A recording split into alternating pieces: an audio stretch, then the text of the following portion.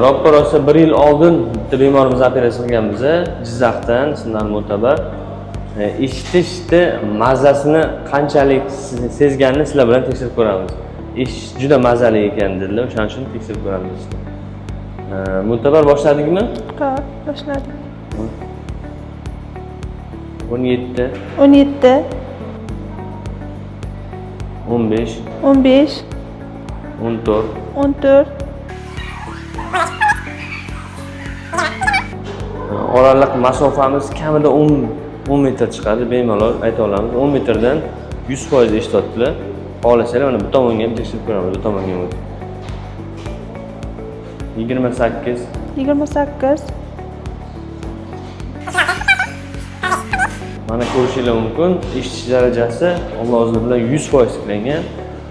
Yana bir narsani eslatib o'tamiz, bu bemorimiz bizga shovqin bilan murojaat qilgan. Shovqinlaringiz ham kamayganmi? Ha, yo'q bo'ldi shovqinlarim. Dali shovqinlari ham kamayapti bemorimizda.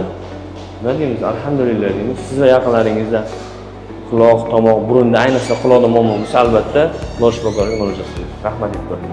1 yil oldin murojaat qilganimda qulog'imda eshitish judayam past edi, shovqinlari bor edi.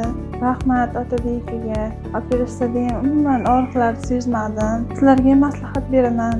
Kelinglar, judayam yaxshi vrach ekanlar. Rahmat Otabekiga, ishlariga rivoj tilayman.